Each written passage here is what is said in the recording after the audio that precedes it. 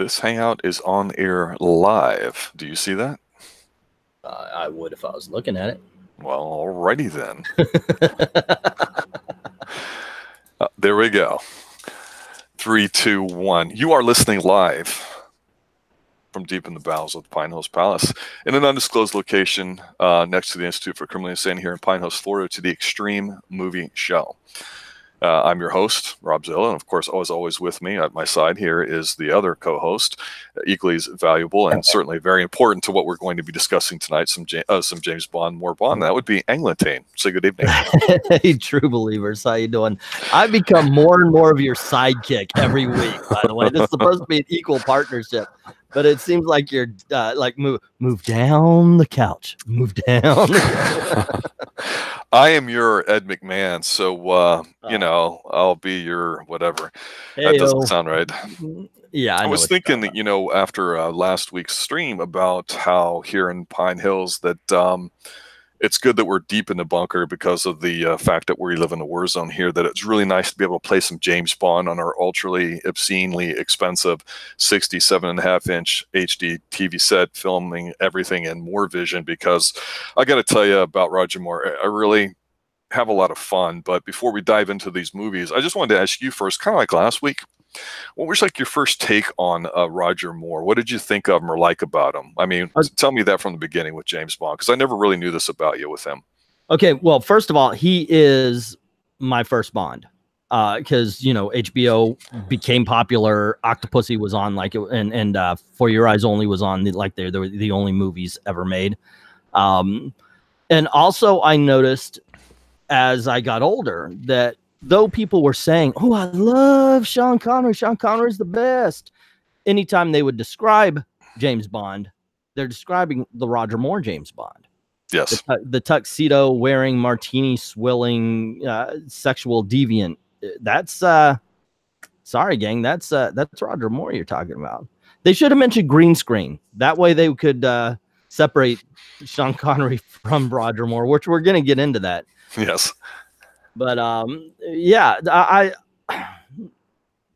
as we were growing up, I actually thought Roger Moore was the best of the Bond. I mean, and I didn't understand, because everything you know and think about as James Bond was Roger Moore. But we're gonna have a conversation.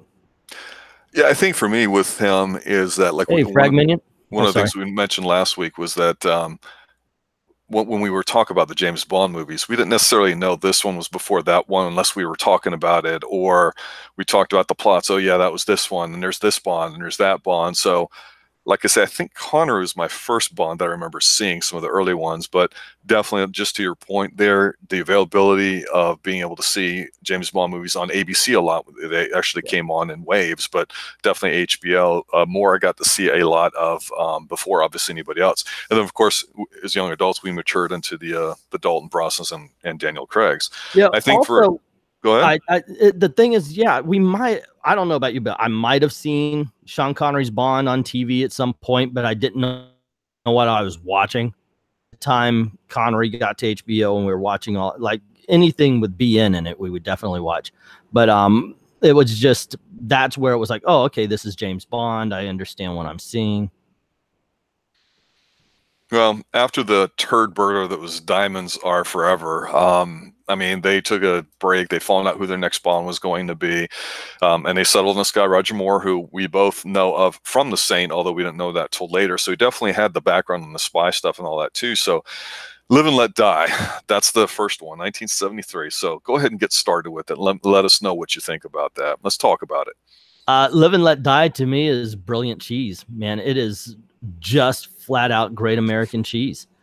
That's the best way for me to describe it. It's also one of my favorite Bond movies of all time, which I know it gets a lot of shit, but, and dude, anytime you have a black man look at it and go, man,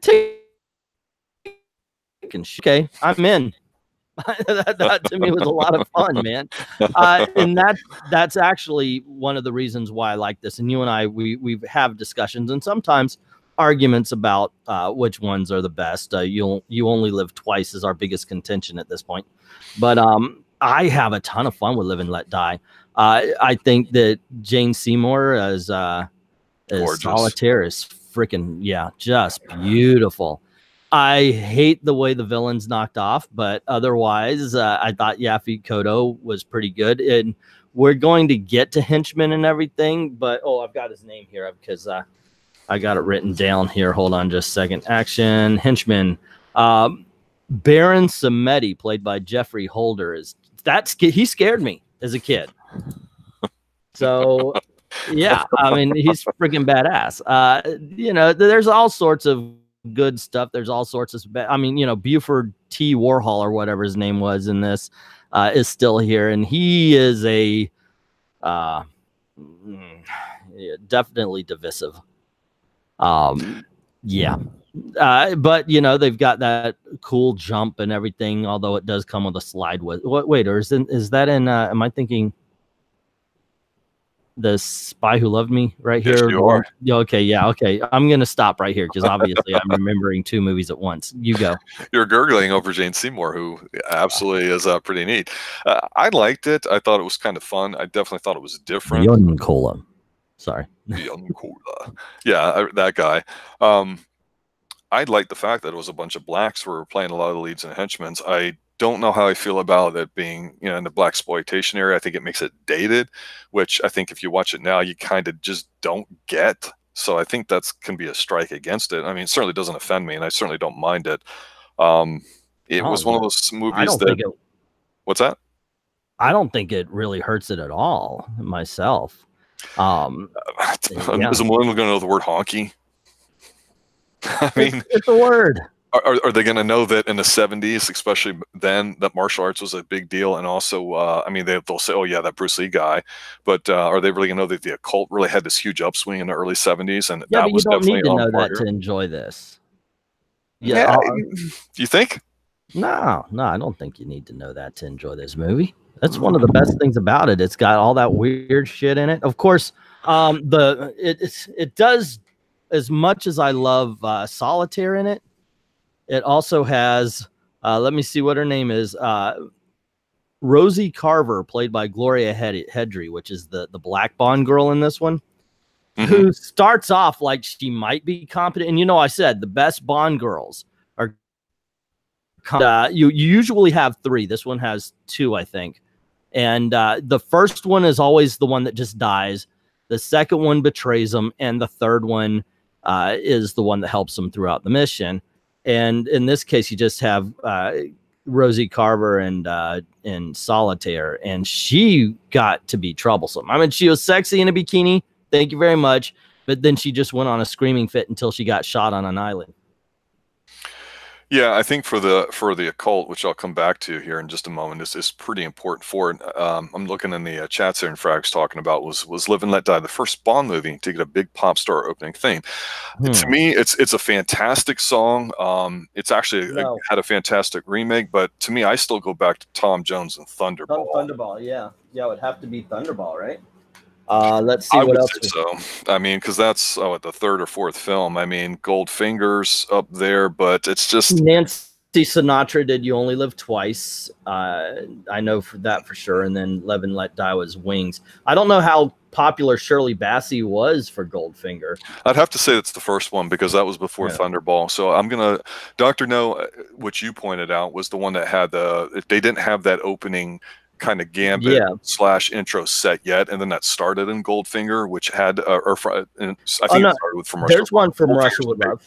Yes, but Goldfinger is the one that has the fly-in. It's got everything really awesome with it. But yeah, Shirley Bassey, Goldfinger is the first one. I just think of Tom Jones, the Thunderball is number 2.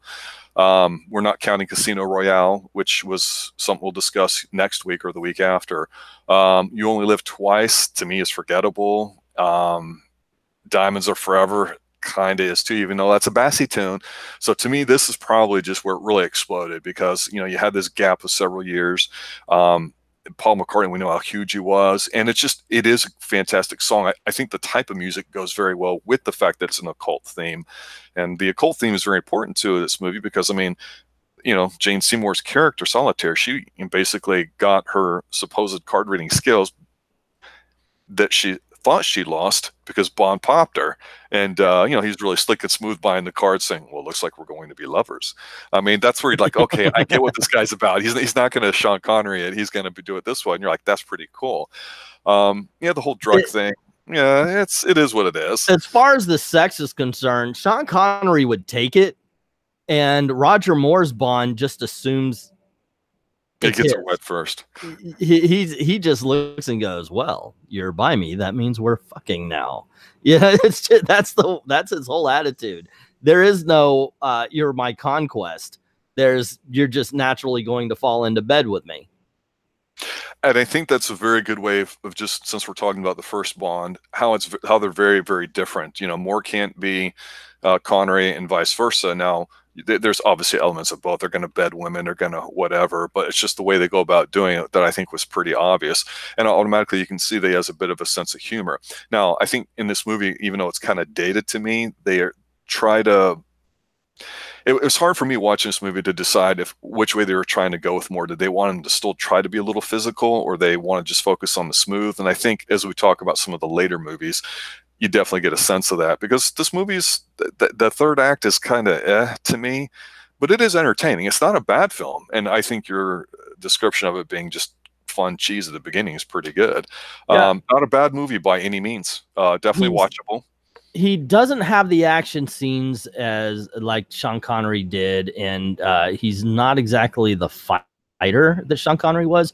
And there are some interesting choreographed scenes here. Not as bad as it gets, but still, it's a lot of fun. I mean, I can watch this anytime, and I'm going to so we could do the metrics, because we're planning on doing this week is Moore, next week is Dalton and Brosnan. The following will be Craig, and then finally we're going to talk about best, worst, and all that kind of stuff. But this is so far it's one of my favorite of the James Bond movies. Well, I think it's very good too, and especially after the gap in the script that was Diamonds Forever. I agree with you. To come out and not lay an egg, I think was very important. But I think for them, as a enterprise, this was definitely a solid start with somebody. You could definitely screw things up. We're going to get the Moonraker, Ed. Don't worry. Patience. Oh, we're going to get to that tonight. We're not just taking it. Okay. Yeah. We got to work our way up to it. Yep. So, I think we both agree. Living Let one by one. Solid. Yeah. Well, since that's the first one, if there's a strong, what's that? The two strongest parts about this, because I'm fast forwarding it through it and kind of reminding myself, are definitely the Voodoo Man and Solitaire. Those are the two best things about this movie, hands down. Oh, and the cheesy way. I mean, they inflated Yaphet Kotto into a balloon. I didn't like that. Made him fly up into the air and explode. I was like, "You're really? That's where you want to be when Jesus comes? Come on." I thought he was slick and smooth. I liked Yaphet. Yeah. And later on, whenever I'd see him in anything, which wasn't much, I'd be like, "Oh, it's the guy who blew up from the Bond movie." That's how I always remembered Yaphet Kotto. Okay, what's his name? I've got it somewhere around here. He is Mr. Big. No, that's a great name. I mean, he's known as Mr. Big. Yeah. Well, tons of fun. Man with the Golden Gun is next. Okay, you go first on this one. Oh, hold on. First, let's see what they're saying here. Girls can't get enough more. Girls love a little more. Girls always want more. We know this. More. Better, more. We're going to get to that as well. Moonraker was horrible once again. Tim Dalton, he definitely got a raw deal. Yeah. We're going to talk about that next week.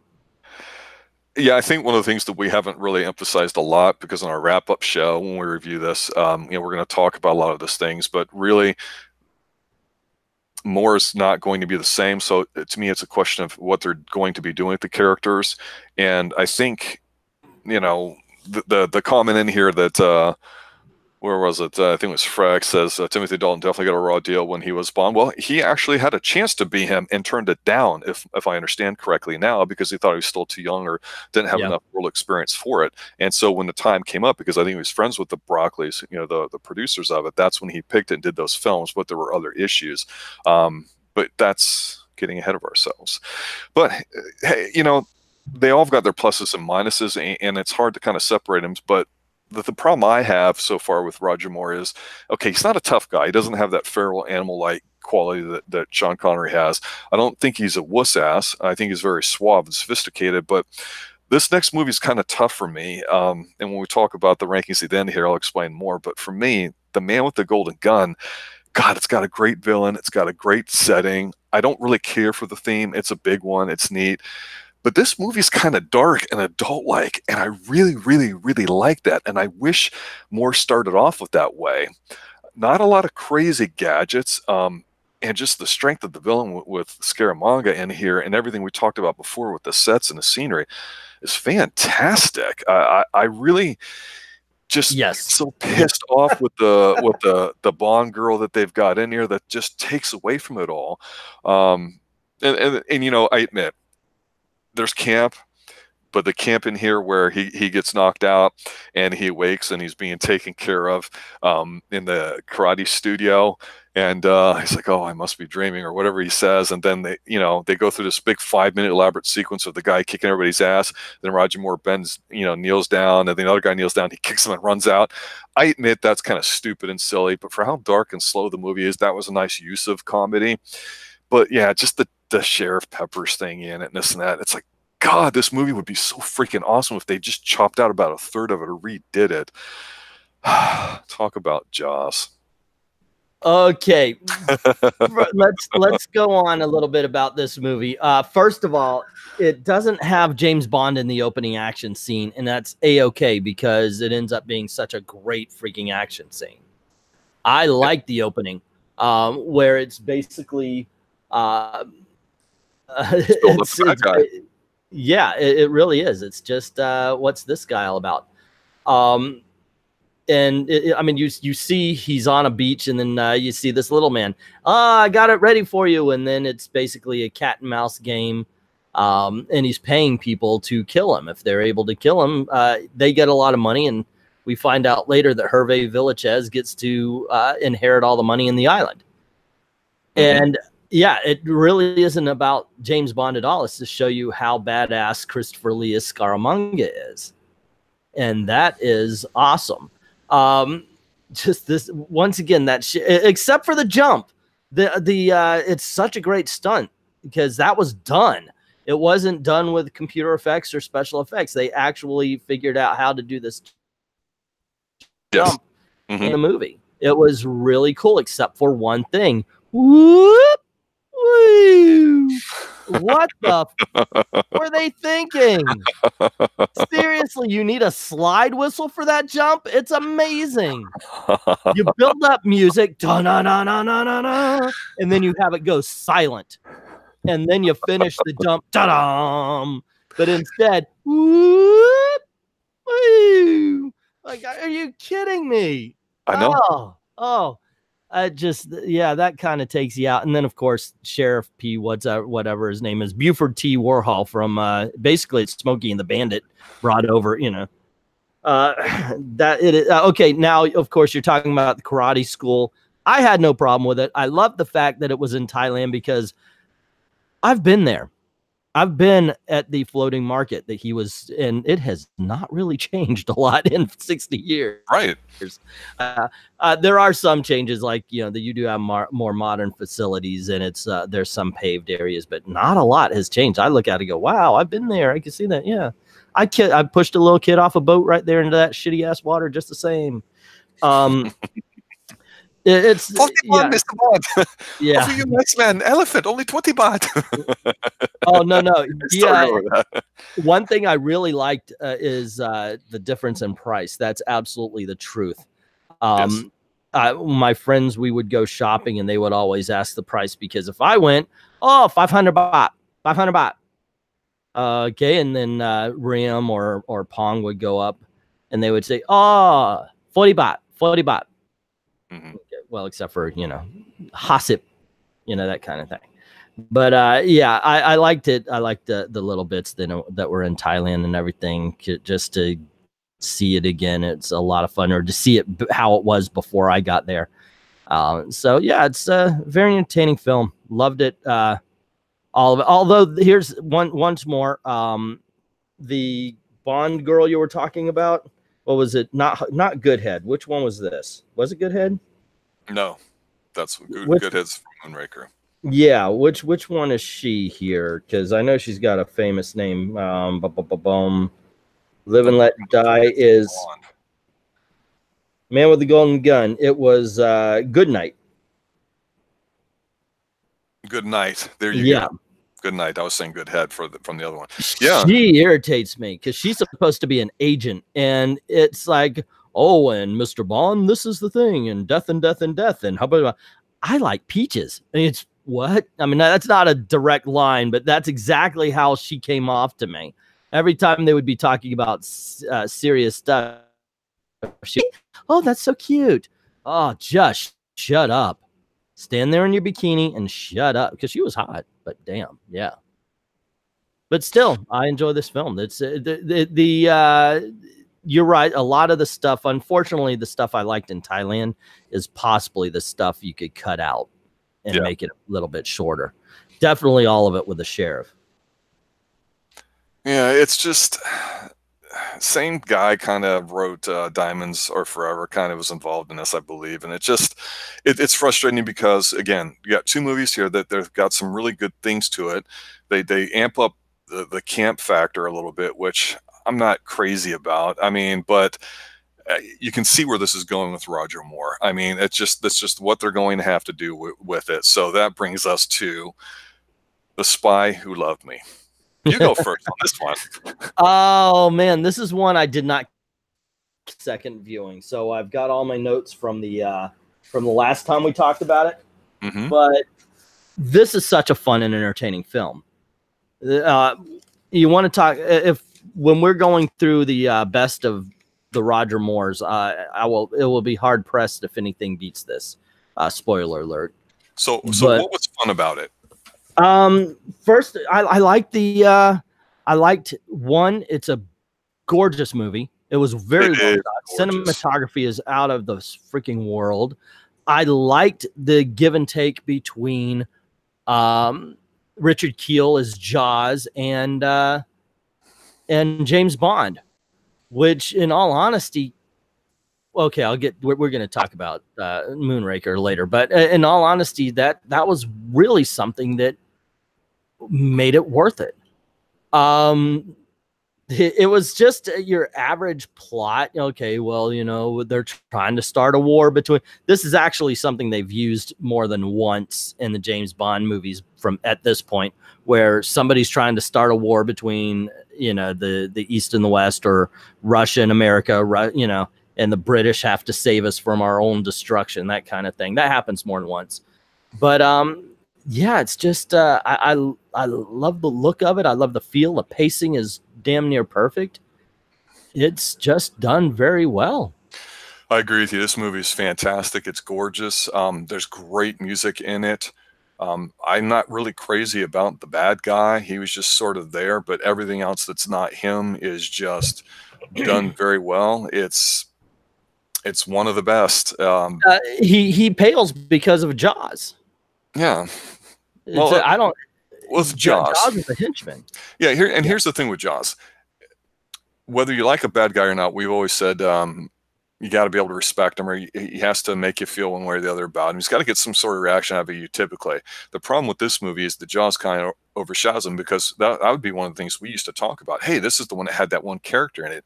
So it all comes down to usually characters first, I think, and then how it's executed. So you got this guy, he's got this, Hydra looking, Mantra looking thing. And it's like, okay, Venkman, yeah, this is it. But you don't really remember that. You just remember when somebody's talking about Jaws and he comes in and you're like, hey, shit, that's kind of different. This guy's tall, he's big. Oh, what's the catch? Oh, he's not just another thug. He's got this, the teeth when he would smile. And you're like, that's kind of badass. This is like, Odd Job, but actually cooler, because Odd Job was kind of hokey. And this is whatever. But then there's that scene where he's walking through the airport and they placed the camera up high so it looks down. And one guy just looks up when he bares his teeth, and you're like, yeah, I remember when I used to have to fly in TSA, wasn't even there. You could get away with having bad teeth. But now it's like, good characters, a lot of fun, great movie, tight, beautiful. It's definitely one of the best films. Okay, I want to talk about this. I don't want to move on very quickly. here because there are some things that we could really talk about. One, this is going to be brought up again, but I really want to make a note that the villain's plan here, okay, the villain's plan is he's going to repopulate the earth after destroying it from the people who are living in his underwater city. Very important to know as we're moving forward in our reviews of the next film. Gee, you think? Yeah. Once again, I like the fact that there's a sense of humor in it, but it doesn't take over the movie. This is, I think, is also where, even though I think The Man with the Golden Gun is a strong film, I think this is where Roger Moore takes control of the James Bond franchise. I think this is where you don't, there's no shadow in the role. Yeah, there's no shadow of Sean Connery on him in this particular one. And yeah, he owns it. He's feeling it. He does. So yeah, it's just done very well. And the gadgets aren't overblown. The humor is there, but it's not overblown. Everything is just right. Except for the plot is kind of far-fetched, and it's got a very forgettable villain. Yeah, I wasn't crazy about the opening song or whatever, but the opening thing. Oh man, yeah, okay. Jump, it's the best. This is, yeah, I do like the credit scenes, and yeah, you do have. Oh wait, no, I'm thinking Moonraker again. Yes, you are. What is? I was thinking, what's the, because you mentioned opening jump, and I was thinking, well, wait a second, and I was about to go into the thing here. Let me see this. No, I've got, thankfully, I've got Netflix in front of me. If I forget something, I've got. Oh, okay, and this is the submarine opening. Mm-hmm. All right. Okay, yeah, that's actually pretty good. Oh, and Barbara Bach, man, you can't talk about this movie without talking about her. She is one of the best of the Bond girls. Only because she's an agent herself and a competent one at that. Well, I liked how at the beginning they kind of showed, sent me Agent XXX, and so of course you think it's the dude, and the guy's getting the little telex thingy on his watch, but then it turns out to be her, and the whole Bond thing and connection. Now she can't act herself at all. Her acting's horrible, but not only is she gorgeous and beautiful and elegant, she did okay. She's got great chemistry with him. I think they do seem like they are on the same level. So take that for what it's worth. And to me, the whole Egypt thing and following it, to me, this music was fantastic. It's just one of the best scenes. I can't stop watching it when it comes on, and it just feels huge. It feels international. You're at the pyramids, you're in Spain, you got the Lotus thing going on in the water. It's huge. And this is when, to me, the Bond movies really not jump the shark, but they just feel so huge.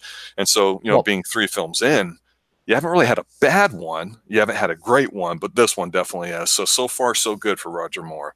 Well, one thing I do have to say, because I just saw the opening of this. Okay, I remember this is the ski scene where he kills like the husband or something of Barbara Bach's character, and Major Anya Amasova. That's her character, but it made me think, and I was going to ask this, I forgot. Was there something to do, because you brought up the martial arts and the blaxploitation. What is it about the freaking skiing?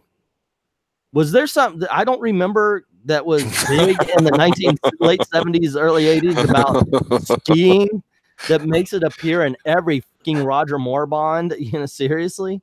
I think it's like that thing that Swedes did, that jogging, the soft J thing, because it was really popular, and the energy crisis was a thing, which, dates, The Man with the Golden Gun. I mean, they're trying to be progressive, that you notice here in the 70s, because I tell you what, growing up, the one thing I was bombarded with a lot was that stupid Indian crying, and the whole we're not in global warming, we're in the opposite. And it was like, yeah, we were the whole environmental thing. It was ridiculous. And yeah. Let's cut the crap. Let's just get to some, I'd rather have a megalomaniac type person like this guy as a bad guy, or a personal one like Scaramanga, which I prefer, as opposed to the well, we have to, solve the world's energy problems, or we have, oh, shut up with all this crap. I don't want all that. Give me the baseline plot so I can just see how it's executed. That's what we're watching it for.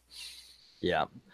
No, but still, this is a very entertaining film. I'm reminded of the scene where she drives into Bond with a van and everything. It's done. It's just, I like this movie. I do. This is definitely at the top of the list. Yeah, and Jaws. Yeah, go ahead. And then we have Moonraker. Please, sir, you start. Moonraker is one of those films that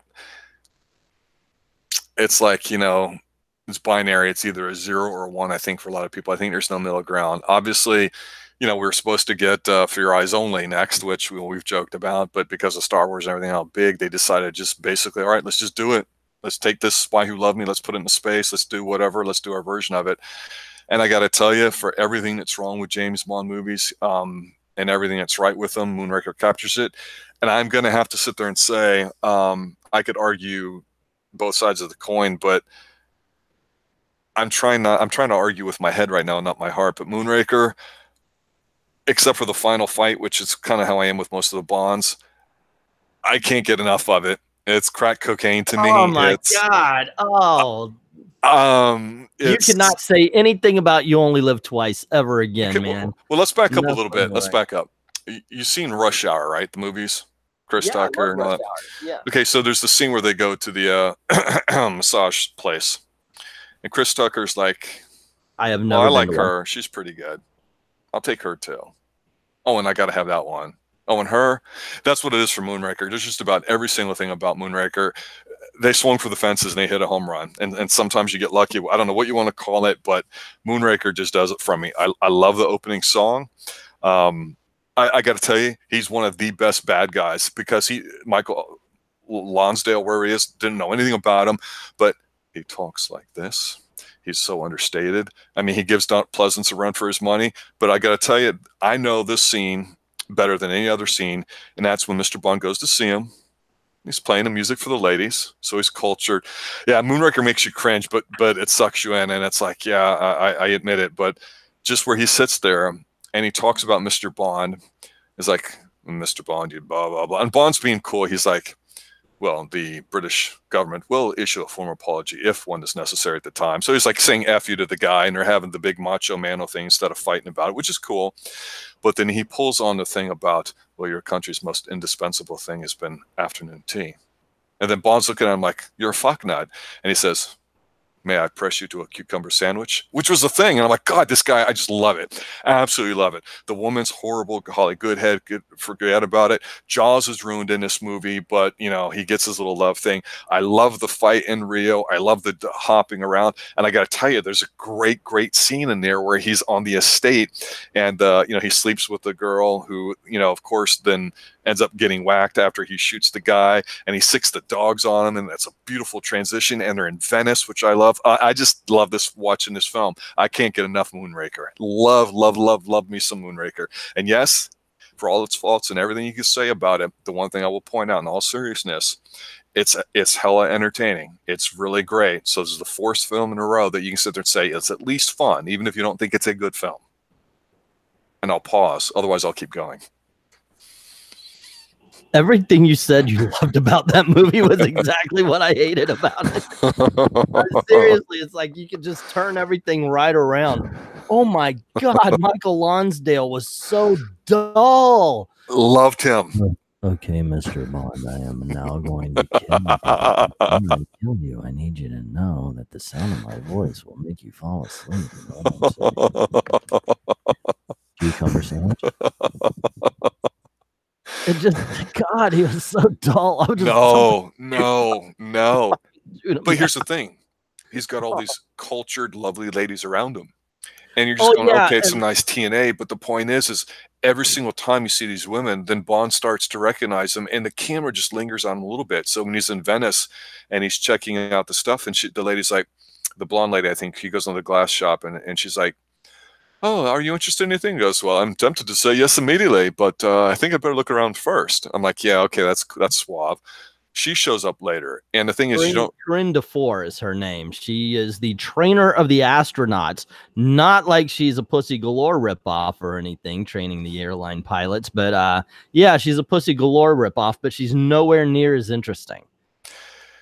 Well, the point is all these babes that work for him, you're seeing and you think they're random, and they all show up kind of at the end because those are all the ones he's recruiting to replace everybody. And I'm like, yeah, okay. And then the Amazon stuff's a little hokey, but it's a long movie, but there's some funny things in it too. I told you I need to stop, otherwise I'll keep going. But yeah, you go ahead, go on, give me some more. Oh God, it was okay.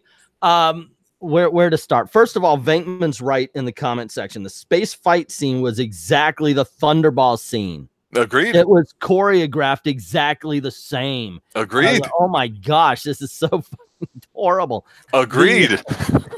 And that's what I'm saying. This might be exactly what you were talking about. You either love it or hate it. You love it for the reasons I hate it, and I understand. I guess this movie was so horrible from get. I will say this, and this is something we disagree on. Let me find her name again. I kind of like Holly Goodhead. Lois Childs played her, and she's one of the worst. Okay, the reason being is because when they're up in the space base, by the way, she's kicking ass. She's beating guys up. Also, she's doing the kung fu, whatever version they're trying, as well, and I appreciate that. Nobody's as badass as the Asian woman in You Only Live Twice doing it in her bikini, Kissy Suzuki. But still, she's holding her own, and I appreciated that. But my God, the villain was dull. The fight choreography is horrible. That fight on the Skyliner.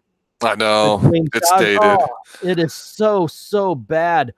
There's no move. It's like, okay, I'm gonna punch above your head now. Act like you're ducking. Woo! Have you been high up like that though?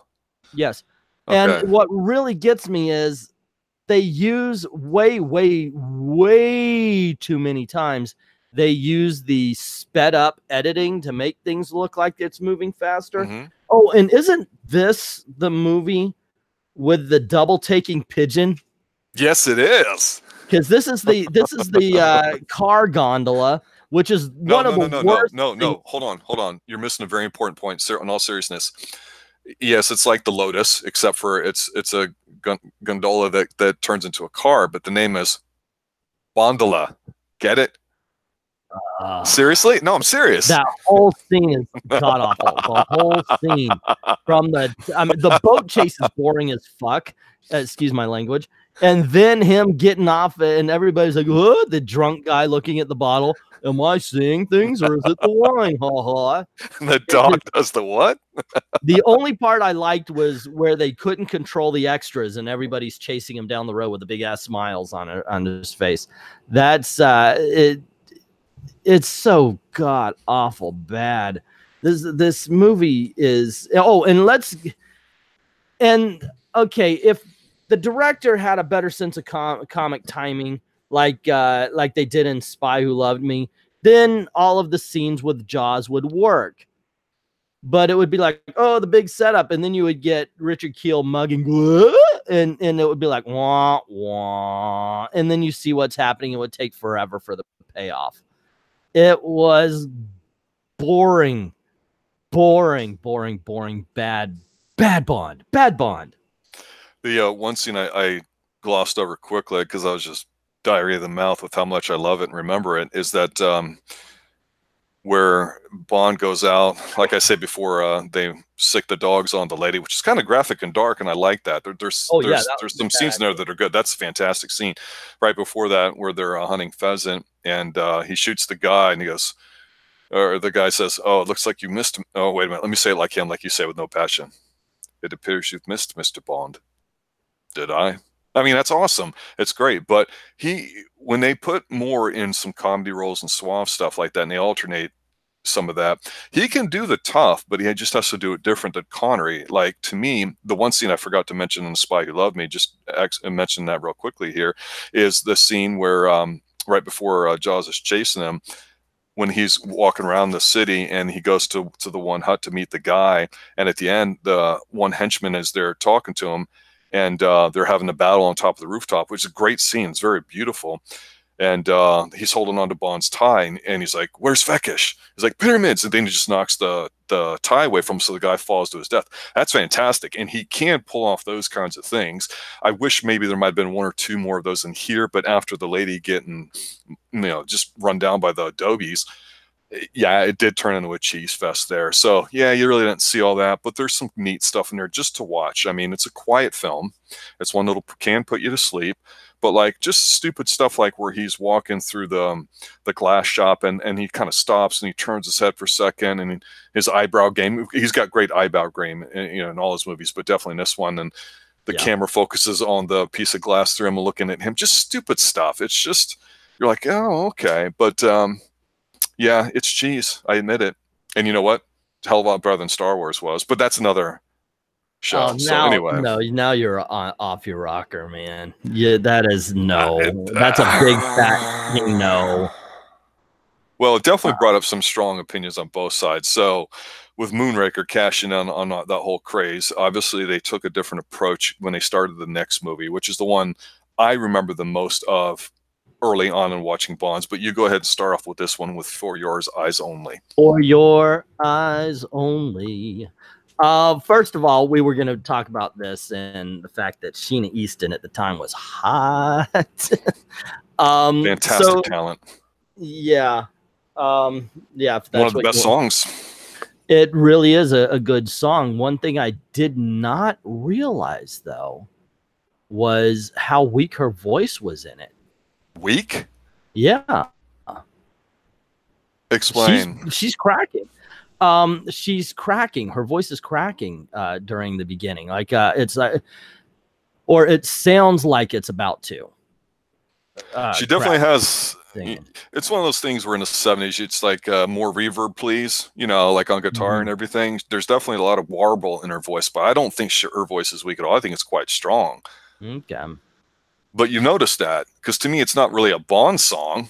It's a great song, but it doesn't seem to. Yeah, it's a pop song that they found and then said, hey, we can make a movie out of it. What should we do? Well, we got a Bond script. Why don't we just call it For Your Eyes Only, and we'll have that here. It does feel that way as far as the song's concerned, but it is a good strong song. But of course, I guess before we talk about too much, should say this is the death of not Blofeld. Random guy sitting in a chair with a cat, but it's not Blofeld. They said it's BS. It starts off with him mourning his wife, and then he kills a bald guy stroking a cat in a chair. Yeah, but then they said no, that wasn't because they might want to bring him back later. But yeah, I actually like the helicopter scene. I love it. It's a lot of fun. I was surprised because I was looking up. A lot of people were talking about how this wasn't enjoyable. I'm like, wow, this to me is kind of like Casino Royale circa 1980s, because Moonraker was such a POS that went out of the realm for Bond, brought it back down. It's more of a spy movie than we've seen in Moonraker. It doesn't have as many gadgets. And it ends up being just darn good. Tell you the truth, I like this movie. Well, I was actually surprised. I have to agree with you on I think almost every single point you said. Beckman in chat is basically saying that it was only okay. You skipped the intro for good reason. I really actually love the intro. He's mourning his wife, so there's a little bit of a callback there. I didn't realize when I first saw this film that he was married because I hadn't seen that movie yet, which we'll talk about later. So it was kind of neat. And then when he's hopping in a plane and he pauses and he does his little eyebrow thing, and the priest is giving him a little bit of a blessing, and Mr. Bond, we can do a deal. And then he pops him off there. I thought the pacing of it, and I thought it was shot really good. I liked it. I thought it was fantastic. Not a lot of stupid cut stuff or whatever. And Bond's not going to do a fist fight for an opening thing. So yeah, this was cool. I liked it. It was very understated afterwards. Oh, and by the way, Carol Bouquet, played by Melina Havlik, she's just The other way gorgeous. around, but yes, she is all-time Yeah, beauty Melina there. Havlik. Yeah, I did. Yeah, you're right. You're right. Melina Havlik is the girl's name, the character name. She's just flat out gorgeous. They had, but here again, we have a character that could be completely cut out, and you would lose nothing in the movie. Is BB Doll the other Bond girl, or one of the other Yeah, Bond girls? yeah, the There's no ice point skate. to her. There's no Yeah. point. She doesn't even get a sexy enough scene, so at least that's what it's there for. So yeah, that just doesn't even fit. But otherwise, it's done pretty well. Oh, and we get 2 Game of Thrones cast members here. I thought that was kind of cool. Julian Glover, he's the villain Christostos, and what's his name? Daddy Lannister's in this movie as one of the henchmen. Yes. No, he's BB Doll, the Charles skater. Dance. He's her sponsor, who's also, you know, got the ATAC machine, Well, who's working with the Ruski. Yeah, that's Julian Glover. He plays the Meister in Game of Thrones. The guy who pretends to be really old and frail. Yes. And then Charles Dance plays one of his henchmen in that. So I thought that was kind of cool. Also from Flash Gordon, we get Topol. Yes. So this is a really good, strong cast. I kind of liked it. That man's got a voice. He had a presence on the film, and I thought Luigi, his not manservant, that sounds horrible, but his contact there in the movie was maybe almost played for kicks, but there's a scene in there that I think is great, and they shot it perfectly. Like, I think right when Dawn was breaking, after they invade the warehouse or whatever, he's chasing the guy who's the actual hitman, and the guy's just hanging on, literally, you know, on the edge of a cliff or whatever, and Bond walks up to him. He's like, I believe you left this in Luigi's car, and throws the dove thing on him like that, and then kicks him off. I'm like, see more. I'm like, that's what I'm talking about with more. I get so much more out of that than almost anything Connery ever did, just that one scene alone. And yeah, to me, this movie was great. I wonder how you can take a model like Carol Bouquet and make her look very serviceable and passable, not just gorgeous, but she didn't seem like a complete ditz compared to what we've been presented with. It's a revenge film. The crossbow is flat out cool. I just thought that was awesome. I love the opening, not the opening scene, but the scene where he goes to the hitman's place there on the island, and you know, he jumps over with that, and the chase scene for Roger Moore at his age for what he had to do, that was spectacular. And they're driving through. I think this movie's fantastic. I think it's one of his best ones. I really do. The ending, the climbing and all that, yeah, it gets a little repetitive and boring. Wasn't crazy about it. I like how Bond threw it down at the end. Nobody got it, but again, I think Bond films, the third act sucks in most of them, honestly. So that's definitely something I'm going to mention before. But I agree with you. Fantastic film. That's one of Moore's best. Yeah, I liked it. But let's see. I'm trying to think. Do I have anything else to say about it? Because it seems like we're breezing through this. Oh, kind of. What's her name? I'm trying to think of that. I don't have my list of Bond girls up yet. Let me find this, because the one that just gets slept with and then dies. She's like a CIA agent or something like that. Gosh, what is her name? Hold on. But I thought the way she dies was pretty damn bad, because it's like, oh yeah, Countess Lee, played by Cassandra Harris. It's like she's there to have sex with, because the next day they're on the beach, and then she gets mowed down by Daddy Lannister. But that's true. That's a little dark.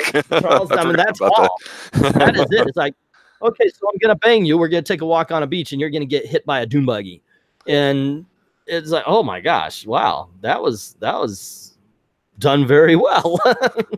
But overall, this is one of the this is one of the best ones. So I was quite impressed, quite pleased, because I really haven't watched this since I guess about 20 years. It's been now. And I really love the skiing scene too. I mean, when this movie came on in HBO, because HBO, and I can still remember it to this day, you'd get that monthly mailer in it. You'd see what movies are coming up the next month and maybe the month after. And if it was with a Primo film like this one was, you'd see it on the 1st, the 3rd, the 4th, or the 1st, 3rd, 7th, 11th, 15th, like 22nd, 29th. I mean, and it'd be on 4 or 5 times a day. And I just could not stop watching this movie. And it was that addictive. Again, the ending, kind of dull, kind of boring. It was okay, but the first two parts, yeah, just thought it was just really great. Just, and again, more skiing, because you know when it's Roger Moore, you have to have skiing. Yeah. We'll get there. Yeah, because there's another one coming. Yeah, but after, I don't know, maybe it's, let's see, haven't any of these in maybe 30 years, hard to comment. Well, they're on Netflix now, so if you have Netflix, this is the time to get it. This is what makes this a lot of fun to do, because, you know. Well, before we move on to Octopussy, let me bring that up here for a little bit, because obviously, you know, everyone's starting to show up now a little bit on the channel and understand what we're trying to do a little bit, and we're kind of still playing things by ear here, but we're not just a Netflix only, like some of these are on Prime, but we do focus on that because it seems to be really popular, and I don't know all the mechanics of what shows up because I don't really watch it that often. I just happen to be a Bond connoisseur, but yeah, these things look great. I just was watching one the other night, and it's just a fantastic print on my TV. So yeah, I mean, just a great time to be watching films and be able to have those selections. You know, I'm not going to criticize you where you decide to get your movies from if you choose alternate methods or anything like that, but yeah, this definitely is a good film. Well, I watch movies while I do videos and everything, and yep, that's why I come up with it, and that's why I did the comedy one and everything, because I'd seen them and I was like, oh wait, why don't I just do these movies right here? Because yeah.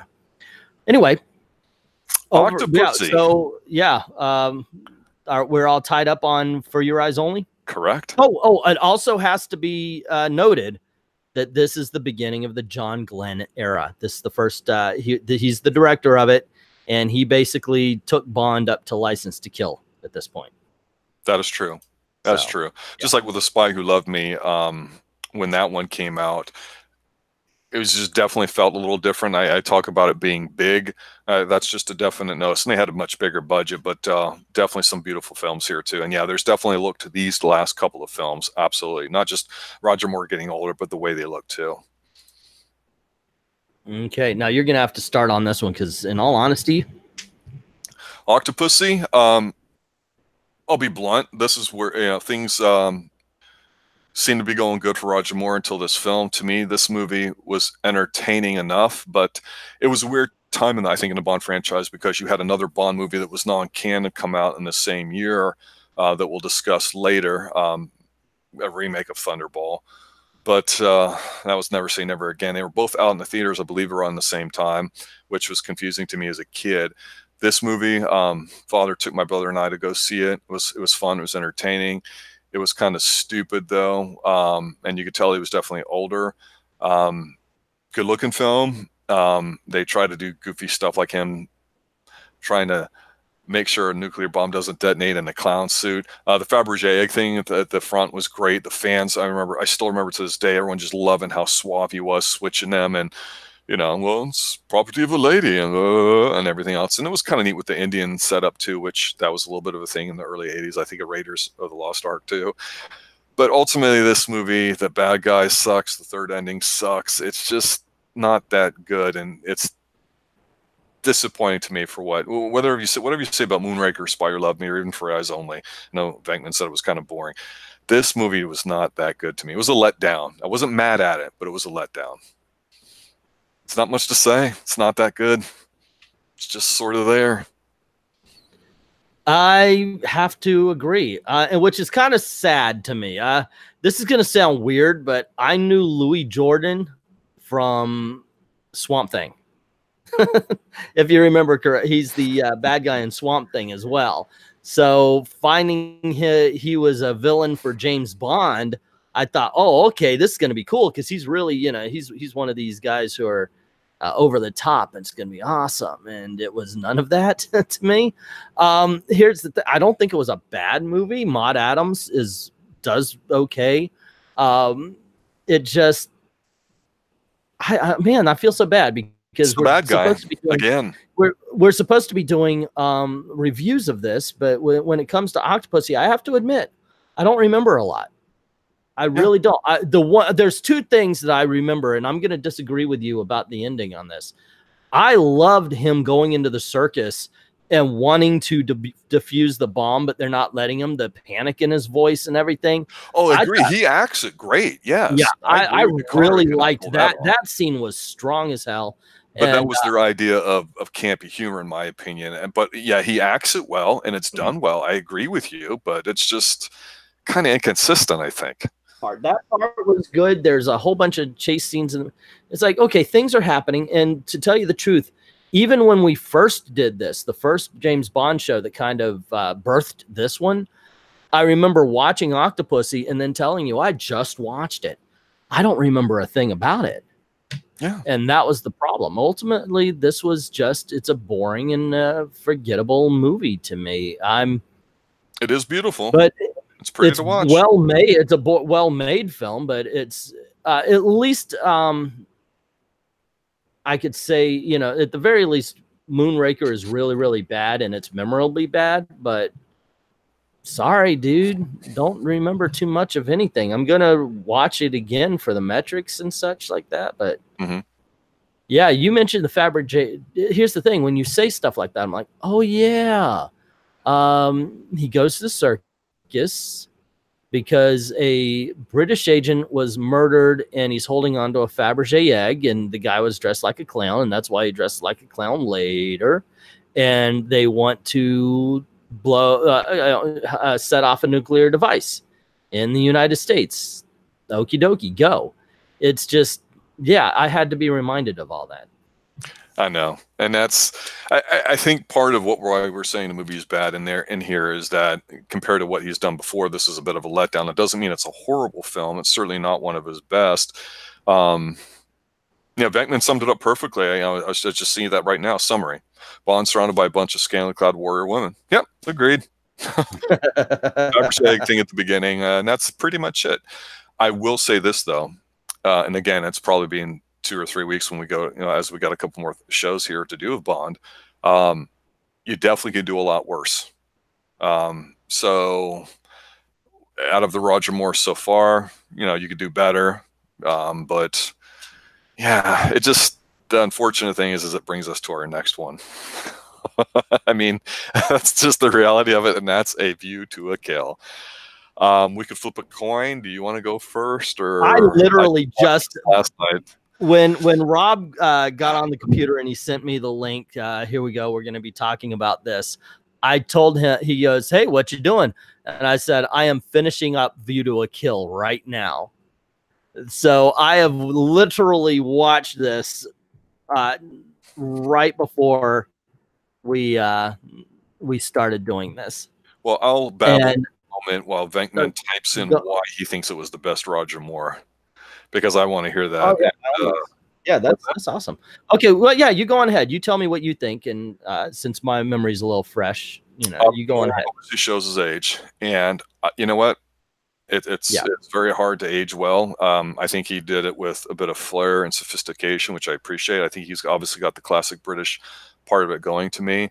Part of me goes, how would Connery have handled being in this situation? It's definitely updated compared to the films in the early 60s when Bond started, because it's mid 80s. I think he was 57, 58-ish, roughly around at this.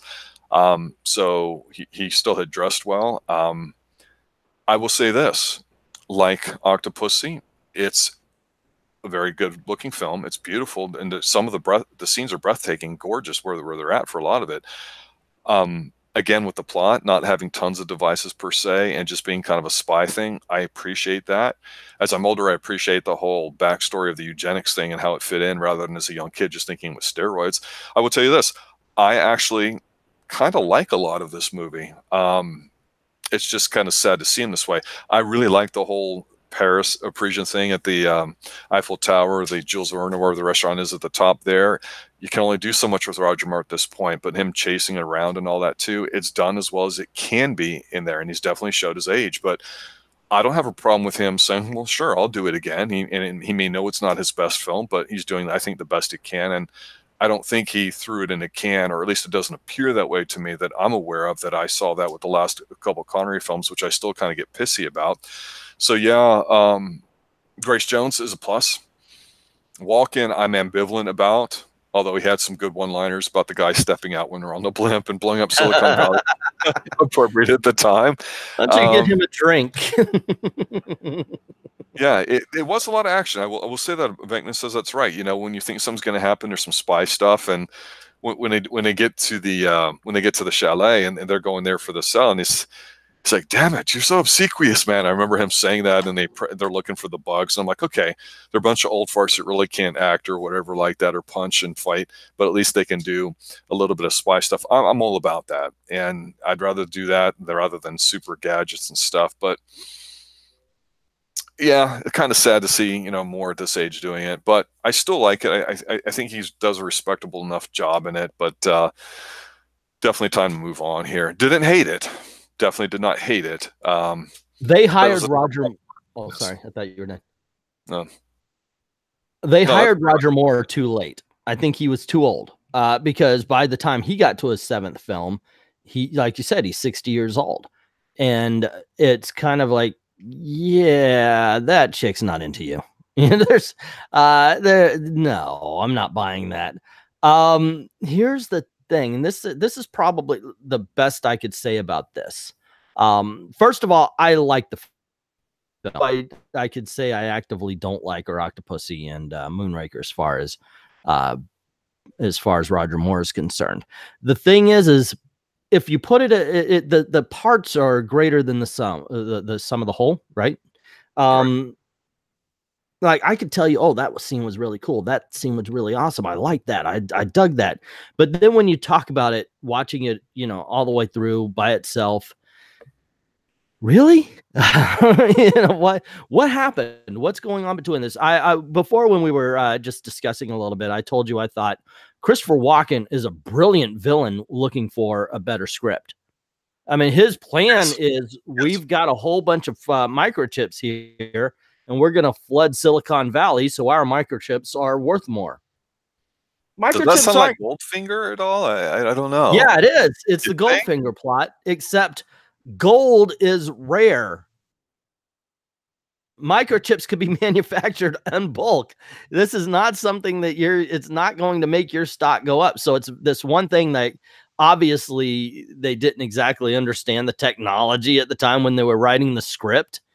It just, yeah, it was like, really? That's your plan? While I'm watching it. That being said, everything leading up and everything surrounding that dumbass evil bad guy plan was really cool. The fight on the Eiffel Tower was pretty damn awesome. I like that. Although the way she killed the guy in the restaurant, she slaps him with a poison butterfly hook. I like that though. That was a bit cheesy. I love the horse race, the steeplechase that they had going on. That was a lot of fun. And him sucking the air out of the tire to oh, that was brilliant. See, I love that. That's the whole thing about this movie. I look at it and I go, cool. That was cool. And then when you put it all together, it was all right. You know, but the particular scenes were really good. The one part, and you said this before, so I'm going to back you up on it for this movie. The fight on the Golden Gate Bridge. No. I know. Sorry. And he's got a Disney villain ending where he swings the axe, whoa, and he falls off. I was like, yeah, no, that part I didn't like. Plus, my God, did green screen get a workout with the Roger Moore years. And stunt doubles were really noticeable in this movie, unfortunately. Oh, all the way through. Yeah, it's a bit embarrassing. Not for Roger Moore, but the fact that they couldn't hide it better, in my opinion. They couldn't. Every time you could point out a stunt double, it's so freaking so obvious. But Grace Jones, freaking hell, man, she was awesome. She was awesome in this. I love the scene at the horse track where they're giving him shit, and Grace Jones just lifts that guy above his head. I'm like, oh yeah, that's awesome, man. They were subjects, so they had that. They were smart and strong, but also crazy. Well, they mentioned something about because they were, because Christopher Walken's character is former KGB, but also when they're talking about what were you before us, now you're just a and it says something about a genetically modified freak, which Yes. I thought, okay, does that mean they're super strong or something? Which, if they carried that over with Christopher Walken as well, that would have made the fight at the end, they could have made that a little bit something. This should have been Daughtry. Should have You been know, better. it should have been his first movie. They needed for this, and so they could have carried off what they really wanted to. Roger Moore stayed for one movie too late, I think. No, not that he did a bad job. It's just, once again, he's just a little bit long in the tooth on this one. Yeah, he did the best he Otherwise, could with what he had, is the way I look at it. yeah. And like I said, though, I don't hate this film. I like a lot about it. And I love talking about certain scenes. It's just when you put them all together. Oh, and we got another freaking ski scene at the beginning. It's pretty good because this one brings in snowboarding. Extreme And sports. yeah, we don't have the iconic, he goes off the cliff and pops the chute into a Union Jack. And then he gets into a submarine and you find out well, I got the microchip and this beluga caviar, it's, yeah. So yeah, I kind of liked it, but I liked the scenes, but the movie itself is painting, but it's definitely not the best. Yeah, I think when we talk about him, there's definitely a lot of scenes that you can think about stuff too. We'll go through here in just a moment and go from worst to best on our lists, and then we'll have our closing thoughts too. One thing I didn't mention with the Union Jack scene, because we're like, oh yeah, that scene, and a lot of times when we talk about being a good film, like, we argue about Moonraker, which we'll do again here in a few minutes, I'm sure. It's a question of, were you not entertained? And for me, the Union Jack scene was one of the standout, stunts in all movies to me, even though there's some spectacular fighting stuff and everything else, but just awesome. And the only thing that reminded me of it recently, and honestly in films, is the Halo jump there from Mission Impossible, the last one. It just felt like almost the same thing, but just that it lasted longer. Both fantastic. And when Cruise does some of those kinds of things, I think back and go, well, Bond did it first, but he's doing it on steroids in a different way, and it's hard, I think, to replicate a lot of stuff with CGI and everything. So I really appreciate the fact that, say, with Roger Moore, you took away. You didn't always take away the gadgets, but in certain movies of his, they were de-emphasized, and they play to what his strengths are as a charming, sophisticated type spy, as opposed to the just a thuggish kind of Connery, which we'll talk more about when we review the other people who played Bond. Alrighty. Before we go to decide what's the best, what are our top Bonds, what's from worst to best, all that kind of stuff. What is your favorite and least favorite Roger Moore Bond song? Because we brought that up a little bit, but yeah, I'm kind of interested in that. You have Man with a Golden Gun, Nobody Does It Better from Spy Who Loved Me, Moonraker, For Your Eyes Only, All Time High from Octopussy, and View to a Kill. What's your favorite and least? Oh, and of course, Live and Let Die by Wings. Wow, that's a tough one, because I think, even though he may have had some great opening gambits, I think it's very hit or miss with him. Live and Let Die is fantastic, might be the best. Man with the Golden Gun, it sucks. It bugs the crap out of me. Spy Who Loved Me, I barely remember. Moonraker, I like a lot. For Your Eyes Only is fantastic. You don't remember Nobody Does It Better? Oh, I do, but it's forgettable to me. It's okay. Wimpy. It's yeah, it's horrible. I mean, it just doesn't feel big. Octopussy, who remembers that? Which one was that? No One Does It Better? I don't even remember. No. See, I can't even tell you. I'm on an all-time high. Yeah, that one sucks. Yeah. Okay, All-Time High sucks. View to a Kill, even though it's Duran Duran, is much better and it has a beat to it. The Octopussy one's the worst.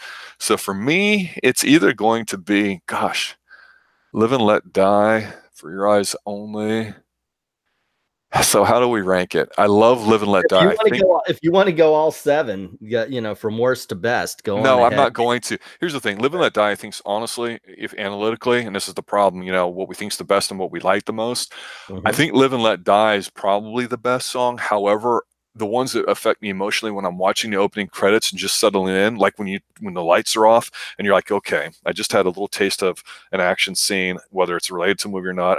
I'm getting drawn in watching the naked ladies swim around and all that. Which are the ones that really draw you into it? To me, it's either Moonraker or For Your Eyes Only. So that's tough. That is tough. Emotionally speaking. Oh, Moonraker. God. Oh, damn it. I hate being put on the spot like that. It's got to be For Your Eyes Only. I just think it's probably the best because it's a combination of the song plus the way it's filmed with the ladies. Just a little bit better than Moonraker. Bankman saying View to a Kill, Live and Let Die, Spy You Love Me, Octopussy had the best romantic themes. They're cool. Good. They're solid. I would have to go once again. Man with a Golden Gun is the least memorable. That's bad. Yeah. And in all honesty, listening to them all, and I have to go with View to a Kill. In all honesty, that's the one that I could listen to more and more. I think For Your Eyes Only, strong song. I'm not taking that would probably be number 2. But you and did you just say Duran Duran is number 1 out of all that? Yeah, View to a Kill. I like that one. Yeah, and you're also telling me that since you just got done watching it, there's potentially 0% chance of recency bias in it, that it's just fresh in your head. It's not bad by Duran Duran standards, which we can make fun of. They've got some okay stuff, and it's not bad at all. But really, right before I saw that, I saw For Your Eyes Only. Yeah, you don't like her voice. I remember that. Yeah, I thought there were parts of the movie where I could hear her like just on the edge of cracking. And I agree. She pushes it. Yeah, that kind of held that back for me. There's a reason why I said, "Oh, Alison Dootie's in View to a Kill." But yeah, that's actually that's the girl from Last Crusade. But yeah, there's a reason why I put it there. Yes, and I've watched the movies that I have watched this weekend were all recent. Okay. And so yeah, but I might hear them again and it might change. But what I'm telling you is, I just found View to a Kill to be a very strong song. It's very entertaining. Live and Let Die might suffer a little bit from familiarity, because that's the song I've heard most in my life. Right.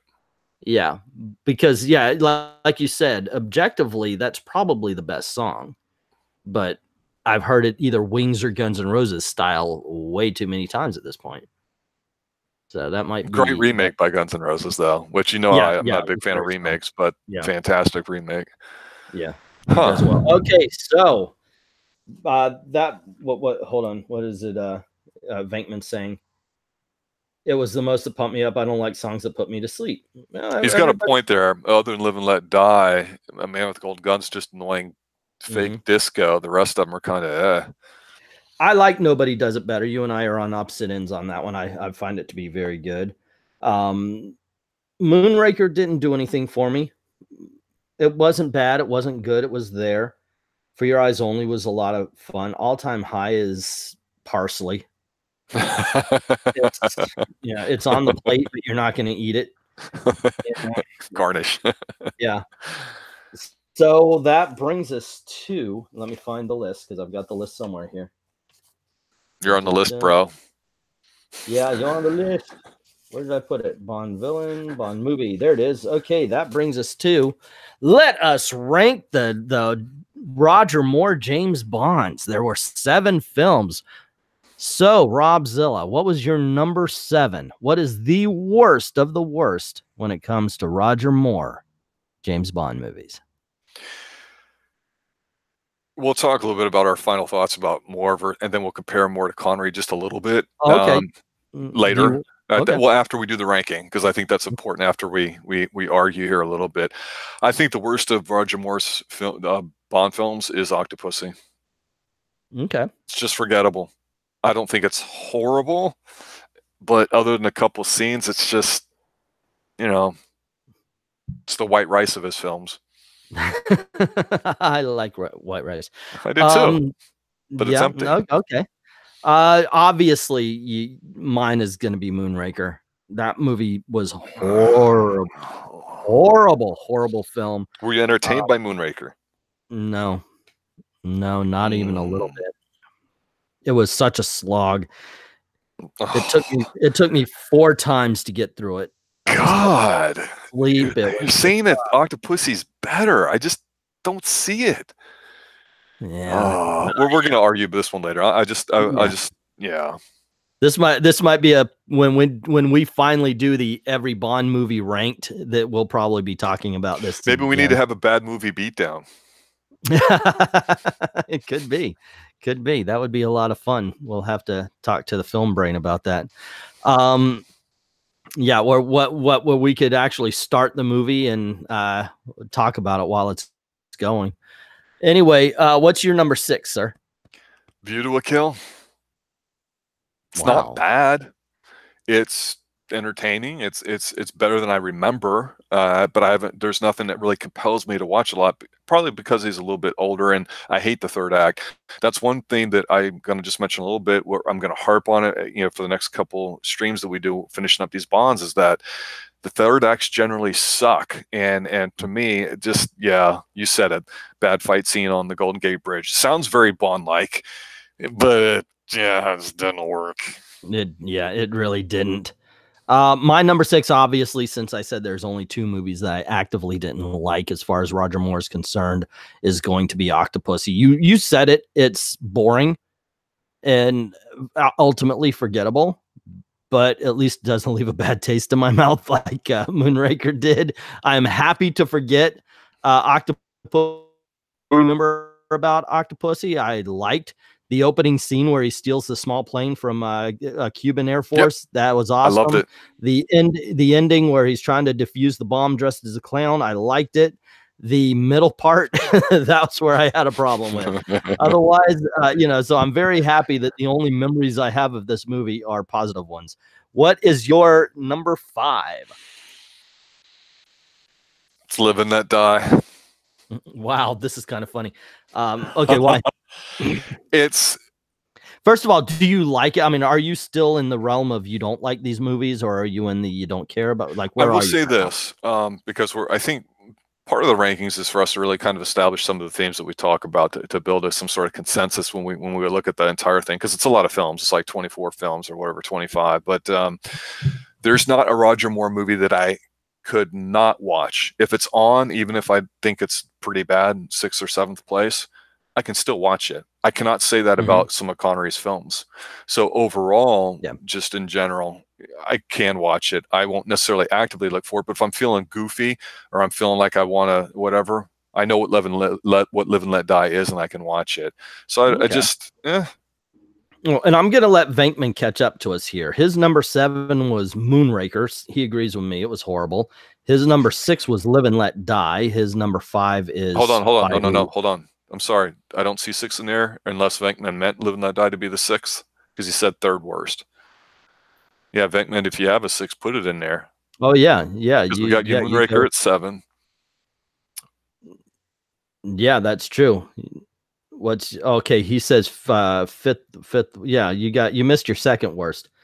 So anyway, my number 5, and the reason why I said it was kind of funny is because View to a Kill is my number 5. Once again, I enjoy this film. I like parts and bits of it, but when you put it together, it's like, okay, take it or leave it. And it really is a lot of good scenes looking for, I don't know if I would say a better director, just something better. And otherwise, it's fun to talk about. At least it has that much going for it. And like you said, I like it. I don't know if I'll search, I got to watch this movie again. View to a Kill is, but yeah. So we pretty much agree the only outlier so far is Moonraker. So far, so good. Okay, what is, let's see, 6, 5, or 7. Number 5 for Venkman would have been Live and Let Die. What is your number 4, sir? What I will say about this film is that there's a part of me that really, really, really wants to like it more. And actually, I don't want to say like it more. I just wish this is the movie I'd want them to almost remake, or on the editing floor, I'd go, God dang it, guys, just cut this and do that. And it's one of those things that infuriates me. So it's the one that actually pisses me off the most about all of Roger Moore films, because I don't get upset by any of them except for this movie, and that's The Man with the Golden Gun. Oh, okay. Yeah, I like it. There's parts of it that are very dark and adult-like, and I really, really like that. And I think Moore really had some of these dark elements in him that they could do. It just wasn't a fighting sort of thing. And but the negatives in this movie really, really do it a disservice, and could have been just so much better.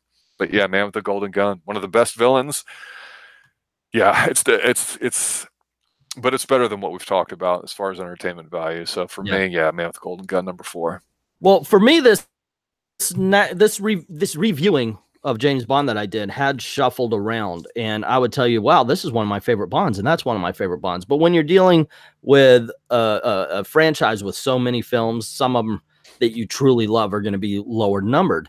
In this case, what I had to come to grips with is that while I love Live and Let Die, it has to be on the low side of the numbering. It does. I agree. And this is my number 4 film. Love this film. Like I said, take the honky outside and shoot. That's a brilliant line. Solitaire is gorgeous. I love the island base. Once they go underground, it gets a little boring, but the top part of the island was awesome to look at. So there's a lot to love about this movie. It just didn't quite make the top 3. So to me, the number 4 is right in the middle. Obviously, you've got your 3 worst, your 3 best. Number 4 is there, but it's still a movie I like. I enjoyed this. This is one I could search out and say, you know what, I want to watch Live and Let Die for. But yeah, that's where it is for me. So what is your number 3? This is where we're going to start taking heat now, and I'm going to get eggs thrown at me and whatnot. But there's a lot of good scenes in here. There's a lot of campiness. There's a lot of bigness in it. It's a very beautiful film. And in all honesty, probably on a technical level, and just if you take everything about your emotion out of it, you probably would say it's Roger Moore's best film. The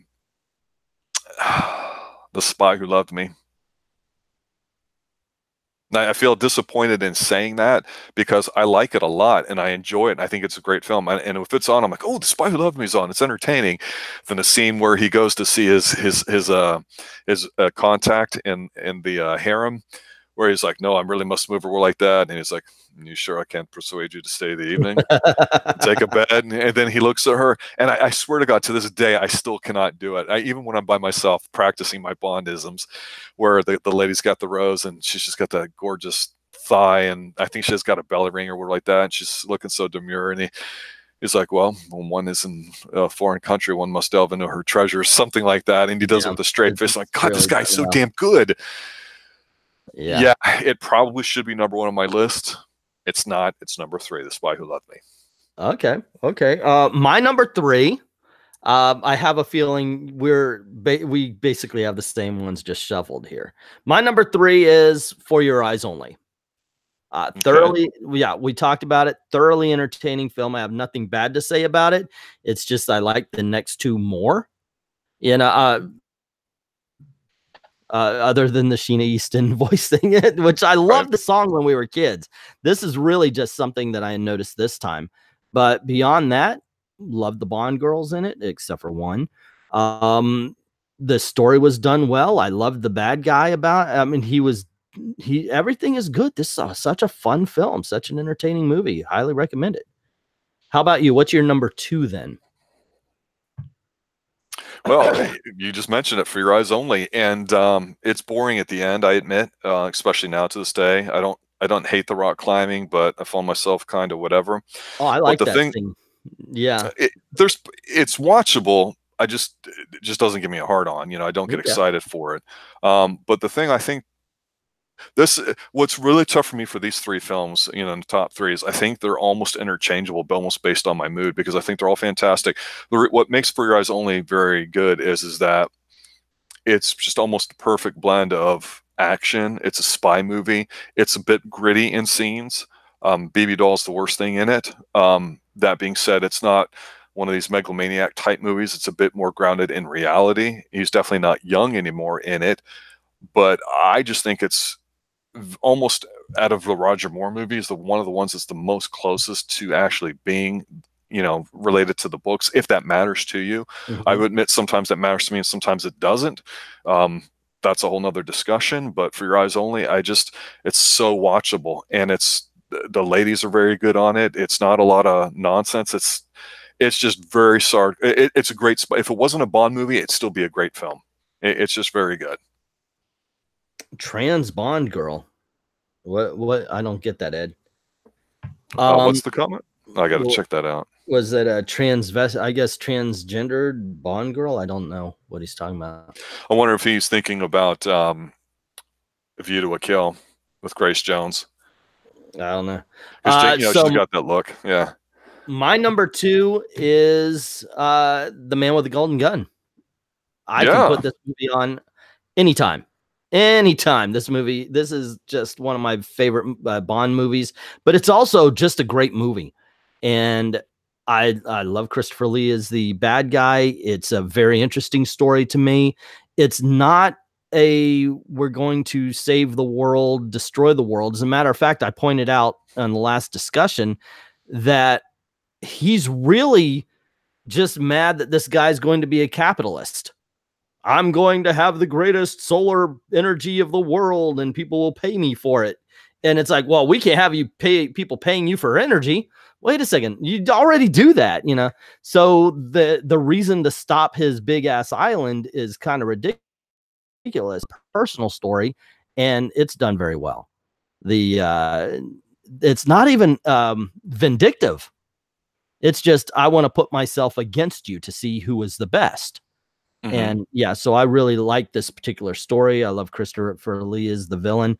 It does have the problem with the Bond girl, but even that, I can look past and just enjoy the hell out of this film. So that leaves the number 1 Roger Moore James Bond movie is for you. Well, I think you know.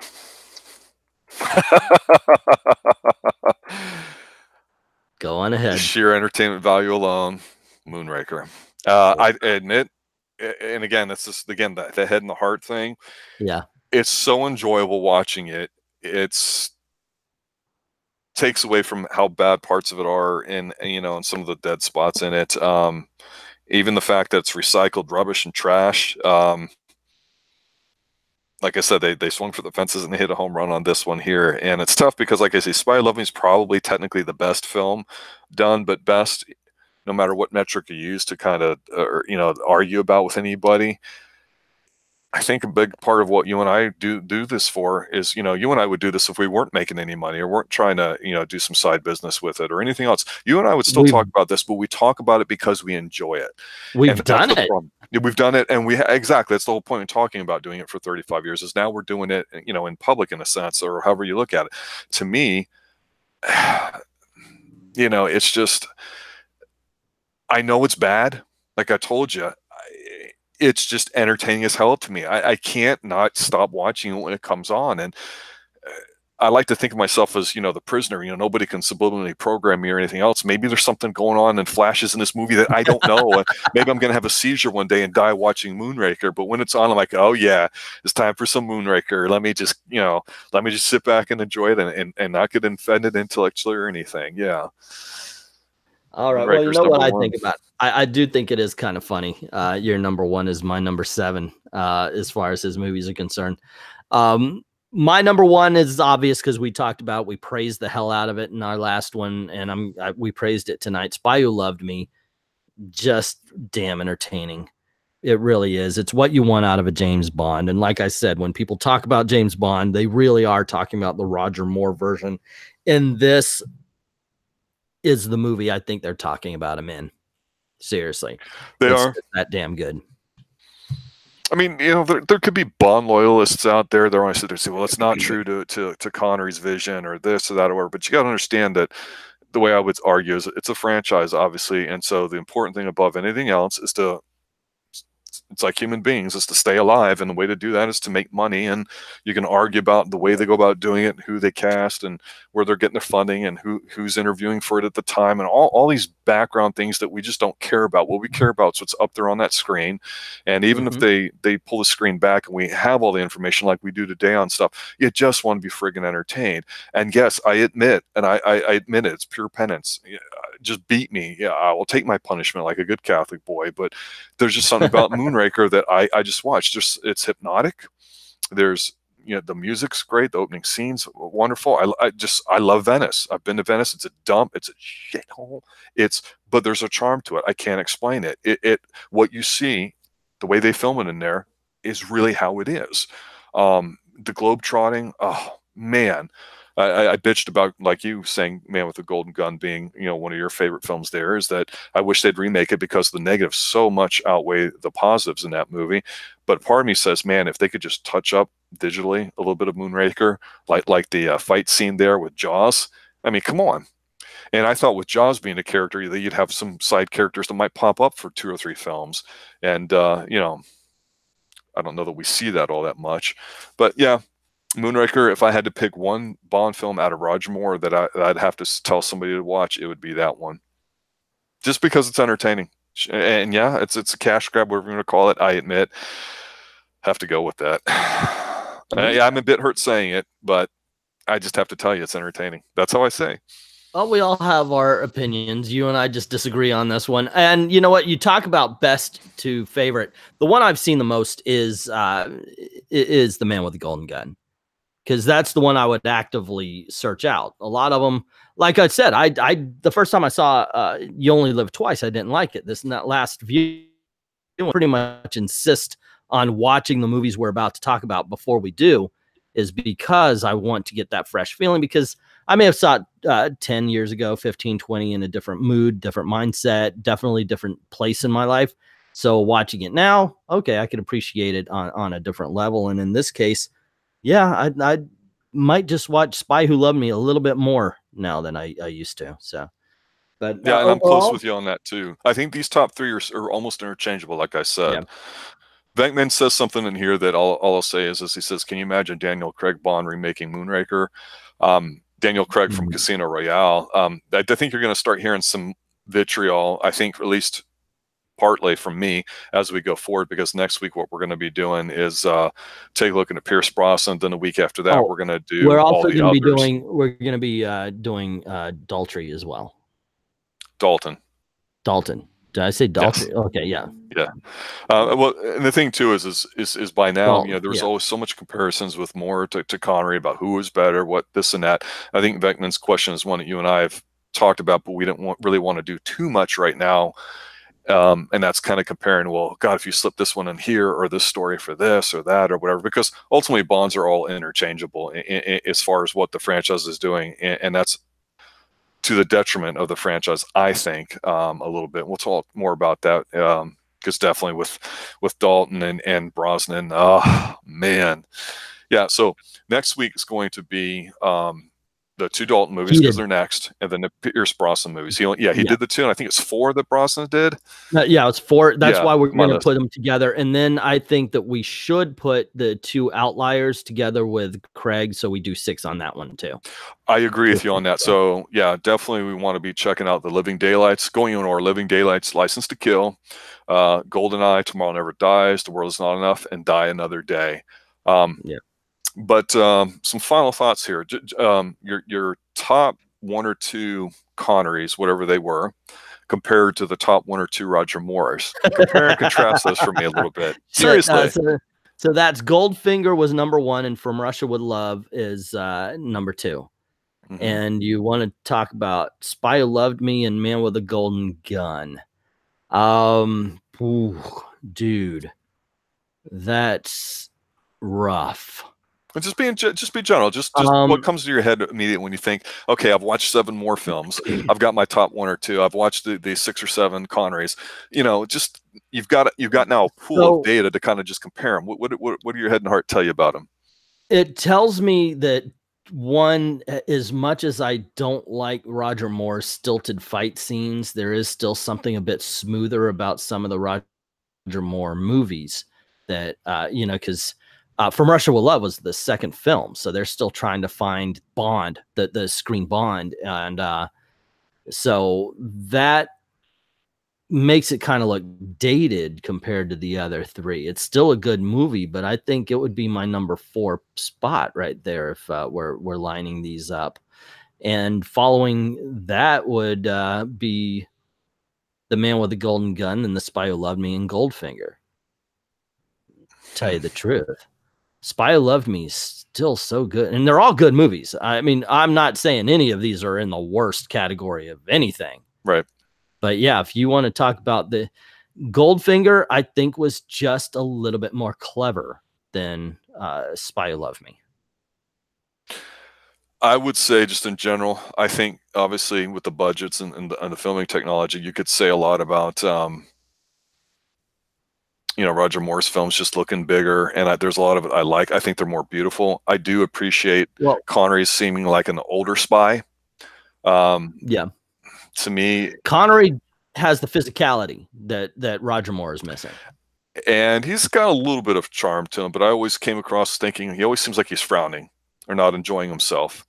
And for a couple of his films, I think we both kind of agreed he had checked out, regardless of whether we thought the film was good or not. Which is something I got to give to Moore. Moore never got bored. In A View to a Kill, Moore is engaged. And I think that makes him more engaging than when we watch Diamonds Forever.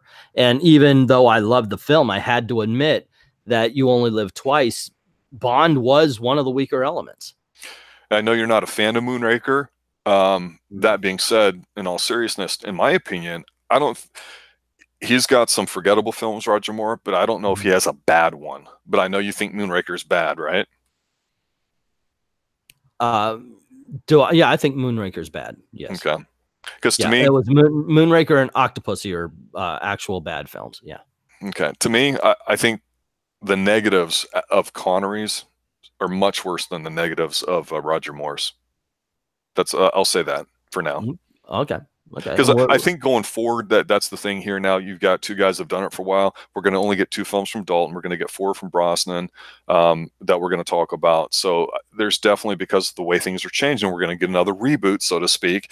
And that I think we have to talk about, because those are the decisions that get made on how these films, you know, go forward. And I think I think it's going to be pretty interesting. One more Daniel Craig movie, though. There's one more in the pipe. Bond 25, that is correct, but that has its own issues, which I don't even think we're going to spend any minute talking about. So, yeah, Living Daylights, License to Kill, and then the 4 from Brosnan, Taking Us to Die Another Day. Yeah, I'll be drinking before we start. We're being asked. Allegedly. I don't quite get this question, Ed. You're asking which movie ranked the highest between the two? So he's saying, what's your best film so far? Oh. In other words, Connery's best and Moore's best. Which one is the better film? I think that's what he's asking. Goldfinger. Oh, so right now, out of all the films, Goldfinger's still the best to you? Yeah. Goldfinger would be number 1, and I would probably have to go with Moonraker as number 14 or number 13. Moonraker is worse than Diamonds. Well, no. You know what? 13 is Diamonds Are Forever. So Sean Connery has my favorite and my least favorite Bond film, because I will watch Moonraker before I. Oh, well, you know, but at least Diamonds Are Forever has Bambi and Thumper. So, that's a hard call. No, I've got number 1 down, but yeah, Moonraker and Diamonds Are Forever are neck and neck. For me, it's From Russia with Love versus Moonraker, and it's no contest. From Russia with Love stomps it out entirely. As much as I like to talk about Moonraker, part of the enjoyment of Moonraker is the guilty pleasure that it is. But From Russia with Love is fantastic. Yeah, that's pure goodness. Yeah. However, if I put that up against The Spy Who Loved Me, I think we know which one would win. Well, I don't know. From Russia with Love, but yeah, Diamonds Forever is by far the worst out of all of these. So again, like you, best and worst goes to Connery. All right. Which one was your worst film? Diamonds Are Forever. Diamonds Are I mean, Forever. I haven't gone through all that, but just I'm looking at the worst of each one. I'm like, Well, yeah, I it's don't got know. to be Diamonds. I'm like I said, Diamonds Are Forever has Bambi and Thumper, and I love that No, scene. no. And Well, I yeah. can't think of anything I enjoyed in Moonraker really that much. So I do have to put Moonraker at the bottom. Just Bambi and Thumper saved Diamonds Are Forever from being the absolute worst. Well, it's pretty good. As always, you know, these things go so fast. I'd like to thank everybody who's listening now. We'll be listening here in the future to what we had presented tonight. Obviously, we're sticking with Bond for a little bit as we get going here on the channel. We've got so many things that we've been talking about and starting to implement, so it's great to see some familiar faces. Obviously, we'll see more. We peaked at 6 tonight, which is fantastic for, I think, Yay. the second one that we've done. I know you Hello, had some hello notes to the that you sixth wanted to go person. over. To the sixth person who joined us late. Also, I'm going to try to break these down. So like I used to do. So I'll release it in individual videos and such like that, where we're talking about each movie. Bring the A game there, Edward. I expect it, especially with what we got to talk about, because it's going to get violent at some point. Right now, it's been a love fest, I think. Here's the thing, and this is how you know that it's going to get fun, because we're about to talk about my favorite James Bond and Rob's least favorite James Bond, and they're both the same person. So yeah, so that's going to be a lot of fun. I might surprise you after 2 weeks from now. Right. Yeah, but you had some final thoughts, some things you wanted to cover before we call yeah, I it kind of wanted to. I was going to ask you now that because I don't know if you watched these or if you're going by memory. I did watch them, and I thought don't know how much of a fan I am of Roger Moore's Bond now. There's just so much where I look at it and go, if they had a better actor, if they, and by that I don't mean he can't. I guess if they had a more physical actor, that's who they needed for this, and they didn't get him. They got a good British actor, but he's not a physical guy. So you have, oh my God, reused. So after watching this, I'm just not sure they really did cast the right guy for the role. Or really? Yeah. I think he's everything a spy could be in the 70s. In other words, I'd say if Connery continued and forgetting his age, I don't think he could have pulled off what they did in the 70s. The physical stuff, sure, but I agree with you on that. I'm just saying that when they did the replacement, I don't know if they got the right guy. I'm telling you. I think he's absolutely fantastic as a spy, as James Bond. And now he's been given a lot of ludicrous material. What can you do with it? Act like a thug like Connery? I mean, he's got a bit of subtlety to him just in the way he acts. If you're instead of the lines and the scenes that we've been talking about, since it's a film and we talk about watching it, the way he walks, the way he talks, he carries himself like a old school gentleman. There's a lot about him, about that older spy. To me, here's the thing with Bond. You think of him as being physical and this and that. Forgetting the books, other than the basics, the guy was in the military. He's a special agent. He's not a young guy. He's late 30s, probably at the youngest, getting into all this. If you just go by the canon without specifically looking anything up. So to me, there's actually one book that really kind of focuses on that. The fact that he is older, he is slowing down. I forgot which one it is. It's been so long since I read the Bond books. Well, I think that I don't think they made a mistake. Like we said, Dalton could have been there instead of Moore, I believe. We'll maybe talk more about that next week. But really, I think he's fine. And again, to your point, you start off by saying this 2 weeks in a row now. When people think of Bond, they typically call back to Roger Moore. They go, Connery's the best, but Roger Moore, but Daniel Craig's so progressive, and who's that other guy? And they don't know there was a fifth. And it's like, well, technically there's a sixth or a seventh if you want to go that far. But let's not get ahead of ourselves. Yeah. Final thoughts. Yeah, you're right about that. Yeah, I did say that. I'm having a lot of fun. I am too. And that's what it's all about. Yeah, really. I'm having a lot of fun doing these James Bond movies. I'm looking forward to Living Daylight and License to Kill next week, as well as my favorite James Bond film from the last time I watched these is going to be in this ranking as well. So I'm really wondering, does it hold up? Yeah, because I am going into these with a with an open mind. But the last time I did a James Bond marathon, GoldenEye ended up at the top of the list. So now I'm interested to see if it still will. I do think that one thing that we haven't talked about directly, and I'm just going to go ahead and say it now to consider, because I think it's essential to what Bond is. We think of Bond as a male role model, as a man, and so I think we're going to have to talk about what that means and what we want to see in terms of film, because we're going to get to a point here where that's going to be very picky. And already we see physical Bond versus suave Bond, if you just want to sum it up with what we've seen so far, and that's definitely going to be something bigger going forward. Okay. Well, obviously, we're going to have to compare bonds as we go. And on our final show or shows, which may even be a longer one, we'll have to talk about like what's your actual favorite bond. That's got to be part of the rankings. Yeah. All right, your closing spiel, sir. I just did it. We're all good, man. Don't forget to, share these by all means to help the channel grow. That would be awesome. You know, the likes, the shares, and all that kind of stuff. And yeah. All righty. Sounds good. Everybody, have a good night. And always, as always, remember, stay extreme. Y'all have a good night now. Good night.